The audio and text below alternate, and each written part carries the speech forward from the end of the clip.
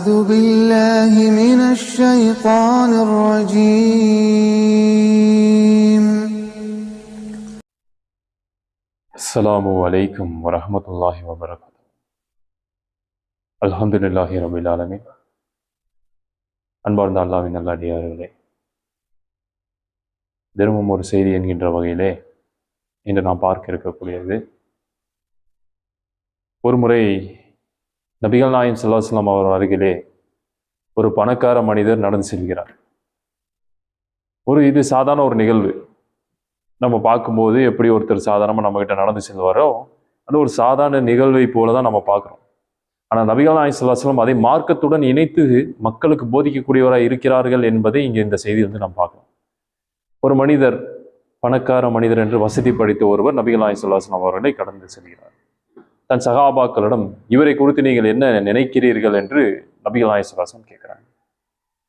கேட்ட உடனே அங்கே இருக்கக்கூடியவர், அந்த சமுதாயத்திலே ஒரு பணக்காரன் மீது என்ன பார்வை இருக்குமோ அதை சொல்லி காட்டுறாங்க. என்ன சொல்றாங்கன்னா, இவர் பெண் கேட்டால் உடனே கொடுத்து விடுவார்கள், அதே போல இவர் பரிந்துரை செய்தால் உடனே ஏற்றுக்கொள்வார்கள், இவருக்கு செல்வம் படைத்தவராக இருக்குன்னா இவர் பரிந்துரை செய்தால் தான் ஏற்றுக்குவாங்க என்கின்ற இந்த சமுதாயின் போக்கை சொல்றாங்க.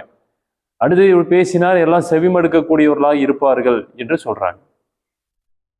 அப்போ இதை கேட்டு விட்டு நபிகள் நாயகம் ஸல்லல்லாஹு அலைஹி வஸல்லம் அவர்கள் அமைதியாக இருந்து விடுகிறார், மௌனம் காக்கிறார். அதுக்கு அடுத்தது அதே போல அதே நேரத்திலே அல்லாஹ்வான இன்னொரு மனிதரை அனுப்புகிறார். அவர் ஏழையான முஸ்லிமான ஒரு நபர். அந்த ஏழையான முஸ்லிமான நபர் செல்வதை பார்த்து இவரை குறித்து நீங்க என்ன நினைக்கிறீங்க அப்படின்னு சொல்லி சகாபாக்கெல்லாம் கேட்கிற நபிகள் நாயகம் ஸல்லல்லாஹு அலைஹி வஸல்லம் ஒரு கேள்வி கேட்கிறான்ற காரணம் இல்லாமல் இருக்காது. அதன் மூலமாக மக்களுக்கு ஏதோ ஒரு மார்க்கத்தின் செய்தியை சொல்வது மட்டும் அவருடைய நோக்கம் கிடையாது. இதன் மூலம் அவர் உள்ளத்திலே பதிய வைக்க வேண்டிய சில உண்மைகளை பதிய வைக்கிறாங்க.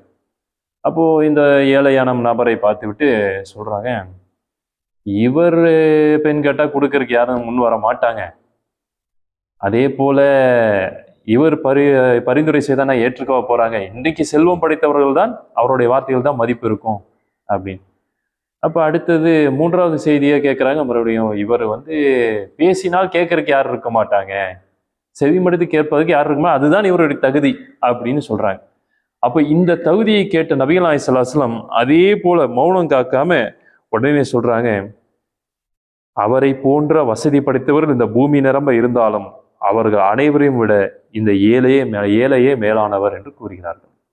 அப்போ பூமி முழுக்க வசதி படைத்தவர்கள் தான் தகுதியானவர்கள் என்று கிடையாது. ஏழையாக இருந்தாலும் ஈமானுடன் எங்கிருந்தாலும் அல்லாஹ் என்ன செய்யறான், அவர்களை தான் மேலானவர்களாக ஆக்குகிறான். அப்ப நல்லா சிந்தித்து பாருங்க, வசதிக்காக நம்ம இந்த மார்க்கத்தை விட்டு கொடுத்தோ இல்ல வசதிக்காக நம்மளுடைய வாழ்வியல் விழுமங்களை விட்டு கொடுப்பதோ இந்த மார்க்கம் கிடையாது.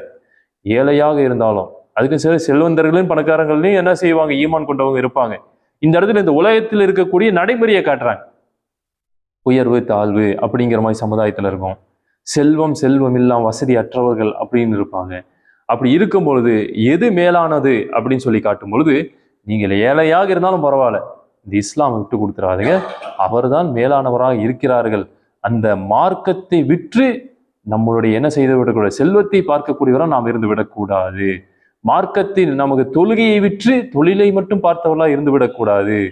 அடுத்து ஜக்காத்து கொடுக்காமல் நாம் இருந்து விடக்கூடாது என்பதை எல்லாம் இந்த செய்தியிலிருந்து நமக்கு பதிய வைக்கப்படும் பொழுது நாம் சிந்திக்க வேண்டிய ஒரு விஷயம், எது சிறந்தது, வாழ்வில் நம்முடைய வாழ்க்கை எதை நோக்கி செல்ல வேண்டும், எப்படி அமைத்து கொள்ள வேண்டும் அப்படிங்கிற ஒரு வாய்ப்புகள் ஒவ்வொரு முறையும் வருகிறது. அது தொழுகை நேரத்தில் வருகிறது. பலர் அந்த தொழுகையை விட்டு விடுகிறார்கள், பலர் அந்த தொழுகையை ஏற்று நடக்கிறார்கள். ஆகவே இந்த அற்ப உலகத்திற்காக தொழுகையை விட்டுவிடக்கூடிய மனிதர்களால் நாம் இருந்து விடக்கூடாது. மற்ற இந்த இபாதத்துக்களை விட்டுவிடக்கூடிய மனிதரால் நாம் இருந்து விடக்கூடாது. நம்முடைய கண்ணியங்களை விட்டுக்கூடக்கூடிய மனிதராக நாம் இருந்து விடக்கூடாது.